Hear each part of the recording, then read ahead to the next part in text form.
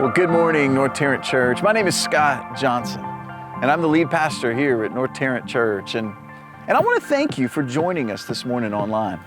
I don't know what this week holds for you. It's Thanksgiving, right? And Thanksgiving has historically been a season where we get the chance to give thanks. But isn't it true that we find ourselves in the midst of a year that we've kind of had to force ourselves to give thanks for things? That there's been many things in our life that if we are brutally honest with ourselves, Thanksgiving is not the first thing that comes to mind. In fact, for many of us, it's the last thing on our mind because of some of the circumstances, the health diagnoses, the quarantines, the new Thanksgiving normals we're finding ourselves in this year. There's more of an opportunity for frustration than gratitude. But one of the things I found, in fact, Paul writes to the church at Thessalonica, he says, be joyful always, pray continually, and give thanks in all circumstances. You know, North Tarrant Church, our mission, the reason we exist is we want to inspire people to follow after Jesus. And we genuinely believe that following Jesus, it'll make your life better because we will see life through a new lens, through a new perspective. We will begin to see joy and hope even in the troubled times that we find ourselves in. And when we can look at our circumstances with joy and hope, we can be an influence and inspiration for others. In fact, in November, we typically do Be Rich, and this year we moved it to September. In large part because the nonprofits in our community, they were having great, significant needs that we could address immediately. And you as a church, you gave generously. And I'm so grateful for you. Because of you, we gave over $7,500 through our Be Rich campaign that we were able to funnel those resources right into our incredible nonprofit partners, into Community Storehouse and Community Table. Thank you. Thank you for your generosity. Thank you for being a conveyor of hope, even in these troubled times. And because of your generosity, today we get the chance to celebrate. Not just what you did, but you were one of over 70 churches that took part in this wave of generosity that we call Be Rich. So having said that, I want to turn it over to the celebration with Be Rich. After that, Andy Stanley, the lead pastor at North Point Community Church, he's going to come on to wrap our service, or to wrap our series up leading through. And then after that, stick around as we're going to sing a song that can be very impacting when it comes to hope in our current day. But having said all that, I want to hand it over to North Point. I want to hand it over to the Be Rich team as we get the chance to celebrate your generosity and how we moved the needle this year.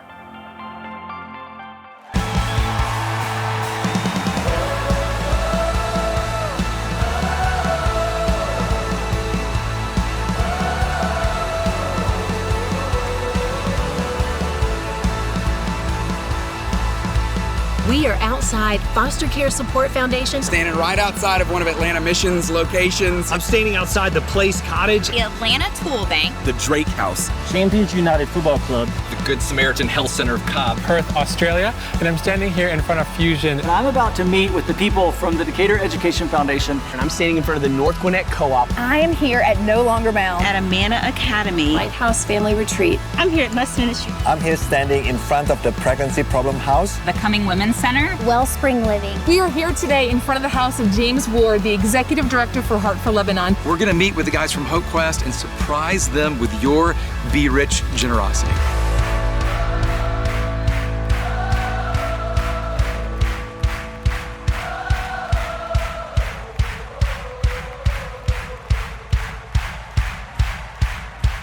I got a feeling the darkness won't last very long. I've got a feeling the darkness won't last very long.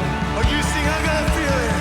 Oh, I've got a feeling the darkness won't last very long. One more time we sing.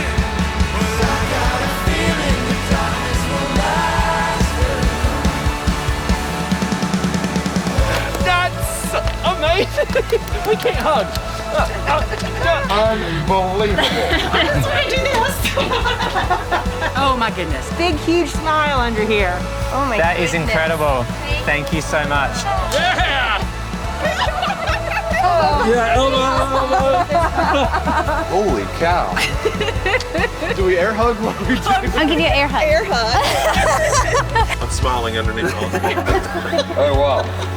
Give you an idea, this will probably serve around another 15,000 meals. It's not just this amazing check. You guys have stepped up and donated books and school supplies and food. Our kids, our teachers, and our parents are more than appreciative of all the work that you've done. This is huge. This is going to have such a huge impact. As you know, it's been a really, really tough year in Lebanon. If it wasn't for the donations of Be Rich, we wouldn't be able to do what we do, which is to serve. This means so much in a normal year. In 2020, it means 20 times as much.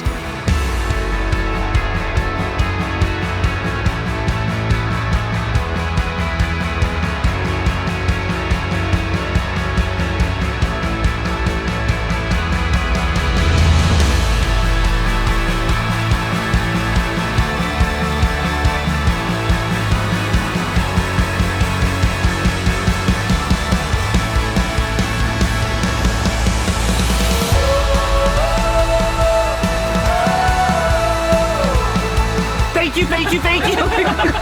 Just stand here and say that over and over again. Thank you, Be Rich. Thank you, Be Rich. Thank you, Be Rich. Thank you, Be Rich. Thank you, Be Rich. Thank you, Be Rich. Thank you, Be Rich. Thank you, Be Rich. Thank you, Be Rich. Thank you, Be Rich. Thank you, Be Rich. From all the men on our campus that you may never meet, thank you for saving their lives, reconciling them to their families. Thank you, Be Rich. Thank you, Be Rich, for your kindness. I call this #Humanity in Action. On behalf of Lighthouse and our staff, we are so grateful for all that you guys do. Thank you, thank you, thank you, Be Rich.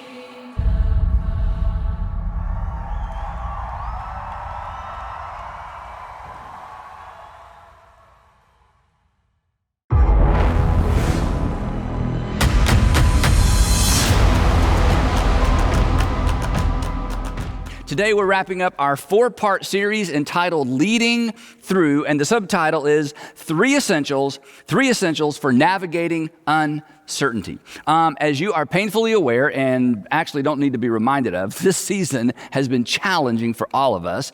It's been brutal for some of us, financially, socially, relationally. So consequently, we're all picking up the pieces and we're moving forward the best we can. But many of us are actually not simply navigating ourselves through this difficult time. We're responsible for helping other folks move forward as well, right? Family members, employees, team members, students, perhaps your entire community. So if you're a parent, a manager, an executive of any type, a teacher, a city or state official, people are looking to you and they're looking to me for direction, for inspiration, and ultimately for hope. And you know this, while leading under normal circumstances is tough enough, leading people through what we're experiencing right now, well, as my friend Charlie Renfro is fond of saying, this is not a casual endeavor. And, be honest, nobody prepared us for this, right? How do you prepare for a pandemic combined with an economic shutdown that's left us teetering on economic meltdown while navigating social unrest during an election year? I don't know about you, but, well, this is my first time. And I can't focus on simply getting me through this because I'm responsible for getting the me's around me through this as well. I'm responsible for leading my family through this, our 500 plus staff members through this, and I feel responsible to some extent for leading many of you through this as well. And perhaps you can relate. There aren't any maps. There aren't any instructions. We're making this up as we go along. And this is the tension that every single leader lives with. Every father who's lost his job. Every mother who finds herself parenting alone. Every small business owner trying to stay afloat. Every manager, and maybe this is you, who senses all eyes on him or her when she walks through the door or when she logs on to Zoom. We don't have all the answers. We don't always know what to do. And while much of this feels new, there's something that's actually not so new about it. and that's uncertainty. Because uncertainty is a permanent part of life, and to the point of our series, uncertainty is why the world needs leaders. And it's why the world needs leadership. It's why your family, it's why your company, it's why your city, it's why your state needs you. So we're discussing 3 essentials for leading through disruption and uncertainty.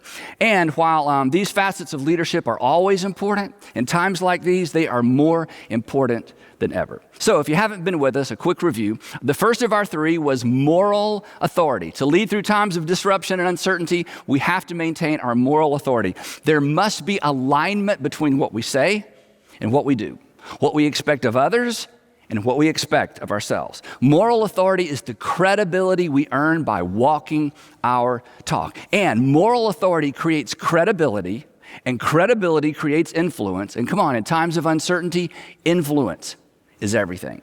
The second non-negotiable we talked about last time is clarity.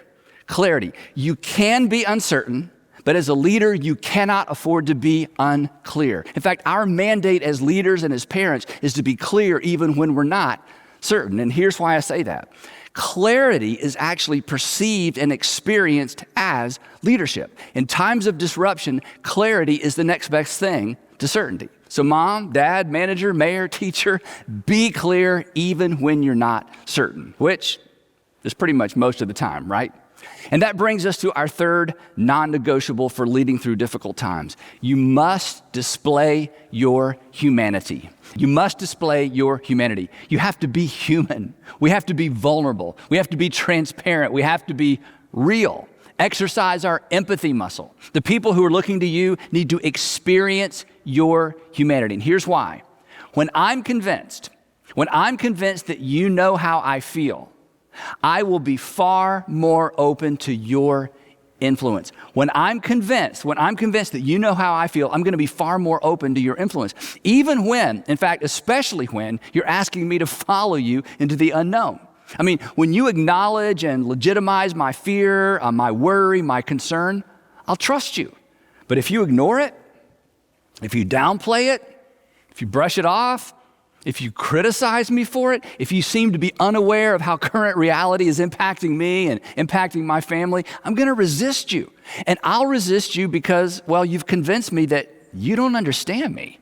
And while that may not even actually be the case, I mean, you may be as worried as I am. You may be as uncertain as I am. But for me to follow you, you've got to convince me that you get me. Now, recently, I had the opportunity to interview author and consultant Patrick Lencioni on my leadership podcast. And I asked him, I said, Patrick, what are you telling leaders right now? He consults with business leaders and community leaders. And I said, hey, during all this stuff that's going on, what are you saying? And here's what he said. He said, I'm telling leaders to be human. I'm telling leaders to be human, to check in often. Come on, no one has ever left a company because the leader over-communicated or communicated too often. But to be clear, I'm talking about expressing your humanity within the context of your role as a leader. This isn't just empathy for empathy's sake. This isn't, I know you're worried, I'm worried too, so let's just all be worried together. That's a version of empathy, but that's not leadership. And it's not what your family and the folks who are depending on you need right now. Empathy within the context of leadership is for the purpose of building trust so that the people who depend on you will trust you enough to follow you. Now, there's actually a biblical term for this that I think encapsulates this idea perfectly. It captures this dynamic. It may make you a bit nervous, but it shouldn't. And it's the term pastor. Pastor. And, for most of us, the term pastor carries religious connotations, but technically it shouldn't. It comes from the Latin term for shepherd. In fact, interesting fact, the term pastor should have never appeared in our English New Testament because it's not a translation of the Greek text. Early Bible translators actually substituted the Latin term pastor for the Greek term shepherd. And why did they do that? Well, that's a story for another day. But originally, like back in Jesus' day originally, pastoring or literally shepherding was a function, not a church office. It certainly wasn't a position. Now, the important thing for our discussion is that during times of disruption, uncertainty, our families, our communities, and our employees need to be pastored or shepherded. not because they're sheep, because they're looking to you and they're looking to me for, well, they're looking to us for what sheep look to their shepherds for: protection, security, and reassurance. So if you lead in any capacity, shepherding is part of your responsibility. And if you're thinking, well, Andy, that's easy for you to say because you're a professional shepherd, it's not as easy for me to say as you might imagine. I'm a pastor by profession, but the pastoring aspect of my leadership does not come natural to me. I had to learn, and honestly, I'm still learning. I'm a much better public speaker than I am a shepherd. And I'm not proud of that. In fact, the only reason I tell you that is to encourage those of you who are already playing with your phone because you're thinking, there's no way I'm doing this. Too touchy-feely for me, right? I get that. And this may not be the way you're wired, but this is still your responsibility at home, at work, at school, and in your community. And maybe this will encourage you. Years ago, one of our board members was rushed to the hospital for emergency surgery. And when I found out, I drove over to the hospital to check on him.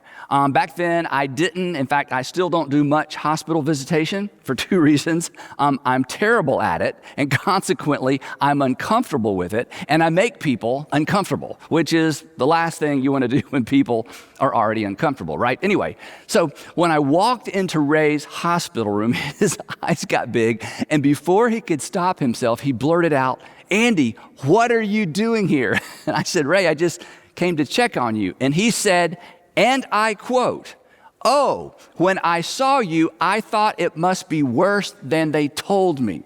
I'm such a comforting presence." So, for some of you, what I'm about to suggest will not be natural, but that doesn't mean you don't care about people. You do. You just care differently. But, and this is so important, in times of disruption, in times of uncertainty, we have to disrupt our own patterns and resist, in some cases, our personalities and our temperaments. In times of uncertainty, we have to step into the role of pastor and shepherd because, along with clarity and moral authority, that's what people need. It's not necessarily what they need most, but, and this is so important, it's not necessarily what they need most, but it is what they need first. So don't hide behind what's comfortable. Don't barricade yourself behind busyness or a role or a title. Great leaders do what needs to be done. And in times of disruption, people need shepherding. They need pastoring. They need reassuring. So whether it's comfortable or not, it's time to turn it up in the mix. And here's the thing.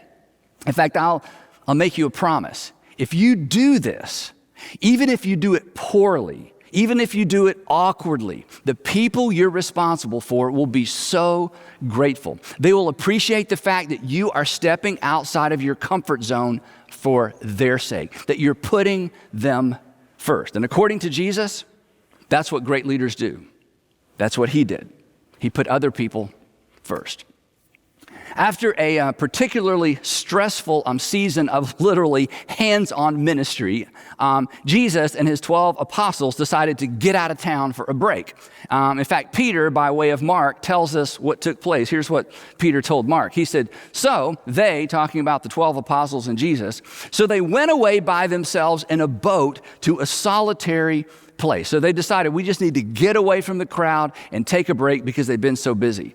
The story continues, but many who saw them leaving on the boat recognized them, there's Jesus, and they ran on foot around the edge of the lake from all the towns, and they got to where Jesus was going ahead of Jesus.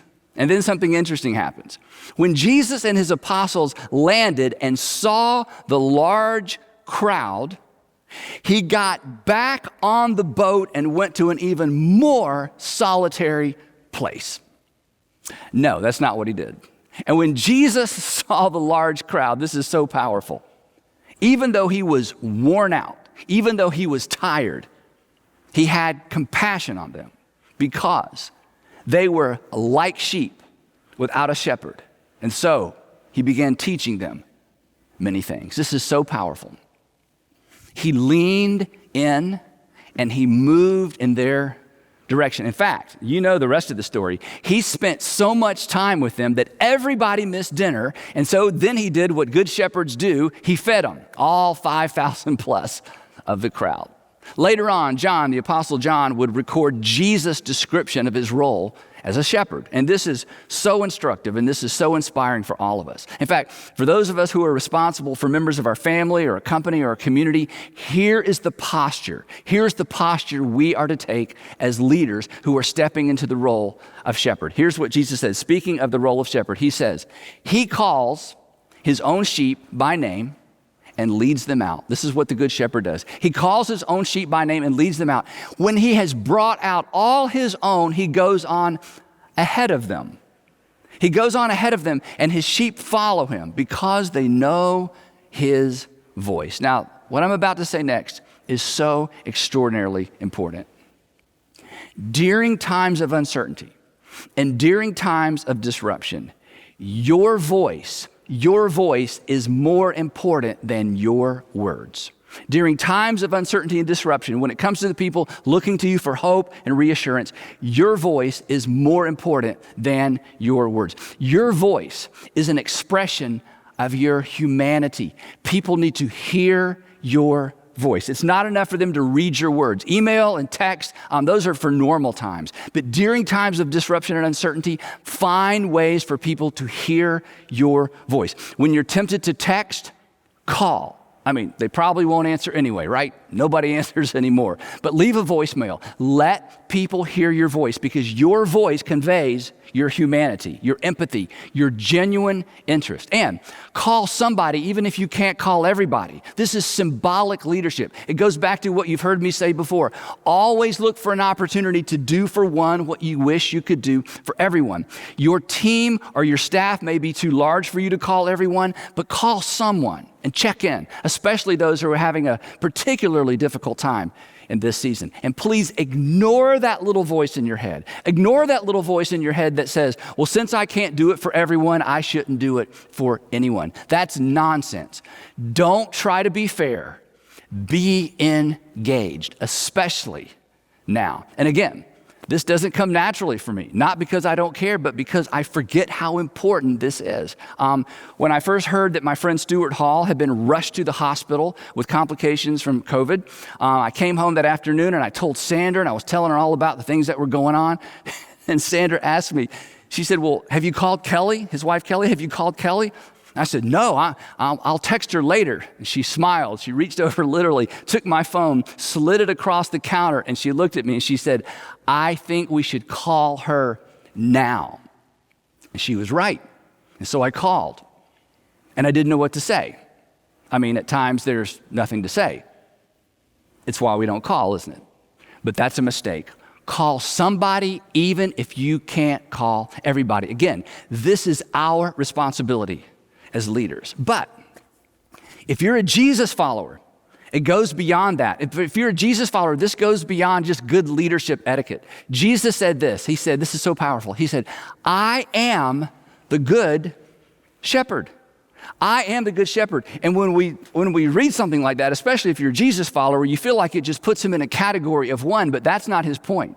He said, I am the good shepherd, which means if we are Jesus followers, and if Jesus was willing to step into the role as shepherd, think about that. If Jesus was willing to step into that role as his followers, we have no choice but to follow.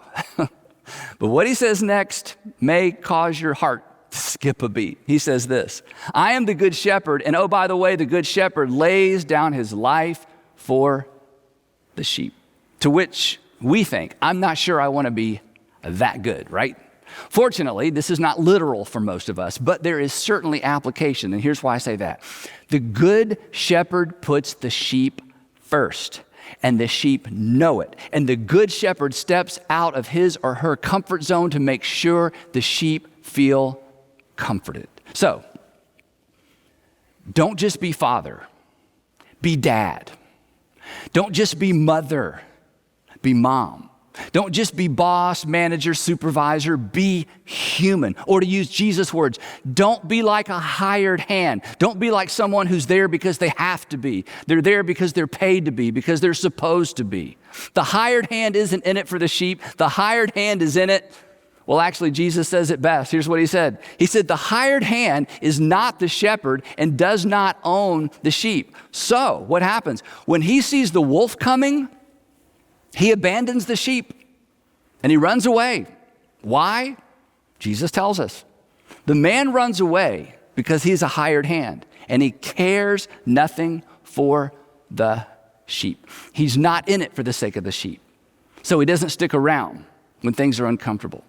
During times of uncertainty and disruption, when the wolves are howling, your presence, your willingness to stick around, your willingness to keep showing up is more important than ever. Your presence is more important than your presentation. Your presence is more important than your preparation. Where I struggle with this as a leader and sometimes even as a father is I feel like there's no reason to show up until I have something new to say, right? Until I have something helpful to say, insightful to say, until I have something specific to offer, until I have answers and solutions. That's a mistake. In times of uncertainty, our presence is everything. And this is difficult for some of us because we're solution people, right? We're progress oriented. So why pull people together if we don't have solutions and answers? Because in times of disruption, there is something more important, namely our presence. Now, this next little illustration may be a bit close to home, so I just want to warn you ahead of time. But have you ever sat in a waiting room waiting for information from a doctor or a surgeon? Let me ask you this. If you've ever been in that situation, can they show up or check in too often? Can they show up or check in too frequently? I mean, can they be too present? No, because when the doctor or the surgeon walks in, what do? We lean in. Why? Because we crave reassurance. We crave their presence. We don't want a text and we don't want a phone call. We want a person. And in a hospital waiting room, come on, we could care less about the quality of the doctor's presentation, right? We don't roll our eyes if his grammar isn't perfect or she mispronounces a name. So as a father, as a husband, as a leader, as a boss, here's the question. Here's the question that I'm responsible for asking myself every single day. And if you have people looking to you for direction, reassurance, and hope, it's a question you should ask yourself every day as well. And here it is. Do people know? Do people know? Do people know that I care? Do the people you are responsible for, do they know that you care? You know you care, but do they know? Or to ask it a different way, is your humanity showing? Is your humanity showing? To wrap up, I want to tell you a story. It involves President Obama, and if you're a Democrat, you're going to love this. If you are a Republican, you should love this, not because you necessarily loved him, but because you're mature enough to learn from anybody and everybody, right? So for 4 minutes, just 4 minutes, I want you to set aside your political filter because this incident from his presidency punctuates the importance of taking on the mantle of shepherd and pastor in times of disruption, uncertainty, and in this instance, in times of unspeakable tragedy. If you have ever visited a friend or family member who has lost a child, you know that it's one of the most difficult environments to walk into. As a pastor, I have found myself in this place over and over and over, and there's just nothing to say. And this is especially difficult if someone has lost a child unexpectedly. There just are no words. There are no solutions. But imagine having to walk into that set of circumstances or that environment 20 times to comfort 20 families on the same afternoon. This is the situation President Obama found himself walking into by choice following the Sandy Hook Elementary School shootings in 2012 in Newtown, Connecticut. On the morning of December 14th, you'll probably remember this, a 20-year-old broke into the school right after the doors had been locked. He shot and killed 26 people, including 20 children, before taking his own life. The oldest child was 7 years old. Michelle Obama, in her memoirs, said this. She said it was the darkest day in the White House. She wrote, when I walked into the Oval Office, Barack and I embraced silently. There was nothing to say. No words. As a fact guy, that's how she describes him. As a fact guy, she said that President Obama demanded to be fully briefed. He wanted all the details. Joshua Dubois, who was the spiritual advisor to the president, in his book, The President's Devotional, describes a Saturday afternoon that the president called him and said he wanted to meet with each of the families of the victims, and he wanted Joshua to go with him. Joshua describes what happened when they arrived. This is from his book. He said, "We prepared 7 or 8 classrooms for the families of the slain children and teachers, 2 or 3 families to a classroom. The president took a deep breath, steeled himself, and went into the first classroom. And what happened next," he says, "I'll never forget. Person after person received an engulfing hug from our commander-in-chief. He would say, tell me about your son. Tell me about your daughter." And then he would hold pictures of the lost beloved as their parents described their favorite foods, their favorite television shows, and the sounds of their laughter. For the younger siblings of those who had passed away, many of them 2 or 3, 4 years old, way too young to understand, he said that the president would grab them, toss them into the air laughing, and then hand them a box of White House M&Ms. Joshua says this, "In each room, I saw his eyes water, but he did not break."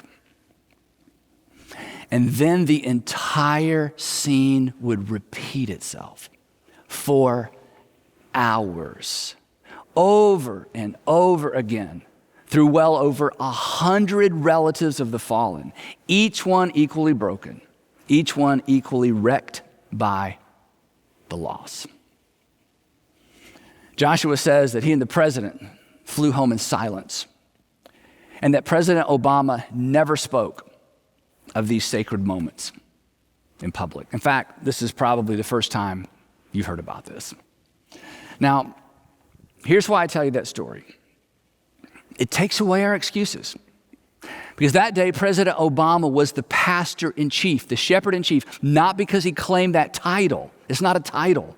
Because he acted, because he led in that capacity. He showed his humanity. He took off the mantle of authority and he set it aside because that's what the moment called for. Think about it. He could have gotten away with a handwritten note.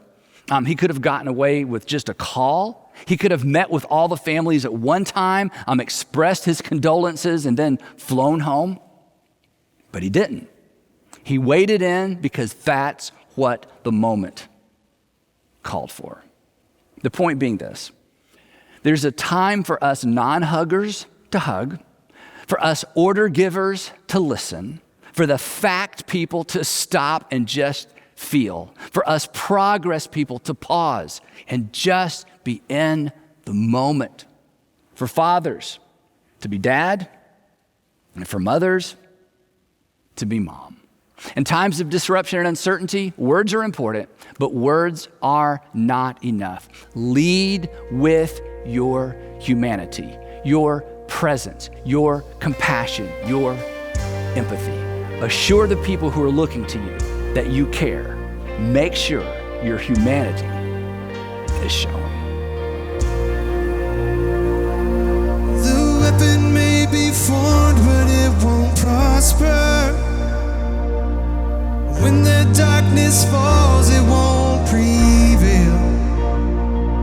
'Cause the God I serve knows only how to triumph. My God will never fail. My God will never fail. And I'm gonna see a victory. I'm gonna see a victory. For the battle belongs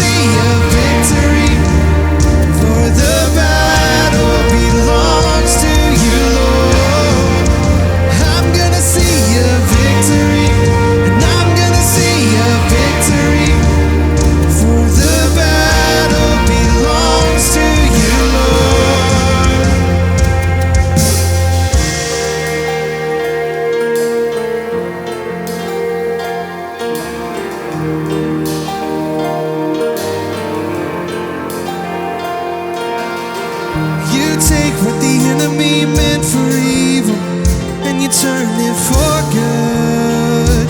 You turn it for good. You take what the enemy meant for evil and you turn it for good. You turn it for good.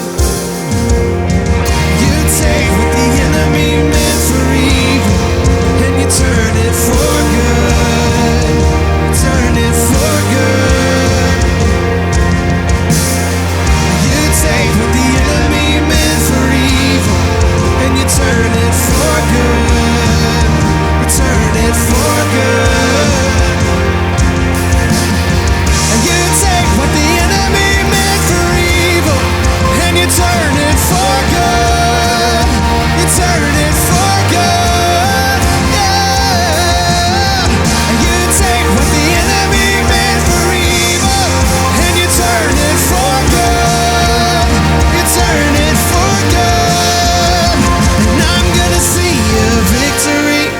I'm gonna see a victory. For the battle belongs to you, Lord. And I'm gonna see a victory. And I'm gonna see a victory. For the battle belongs to you, Lord.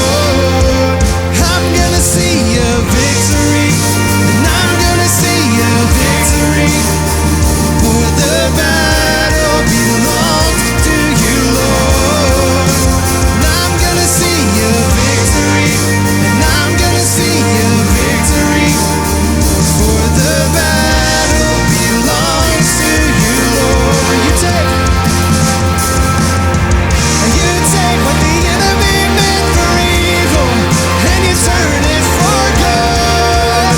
You turn it for good. Yeah. You take what the enemy meant for evil and you turn it for good. You turn it for good. Yeah.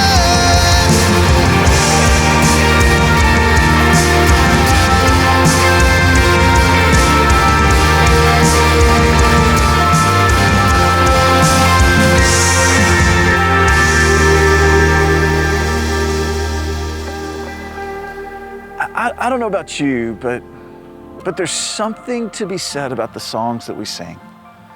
And something I believe wholeheartedly, you've heard me say it before, but the songs we sing affect the lives we lead. And what if we allowed the song we just sang to affect us? The battle belongs to the Lord. I'm gonna see a victory not because of anything I've done, but because of the fact that my confidence is in Jesus Christ. And through Jesus, I know that I can have confidence and joy and hope regardless of what comes our way. North Tarrant, thank you so much for joining us today. I want to thank you for singing, thank you for celebrating, and thank you for helping us finish off this series, Leading Through with a Bang.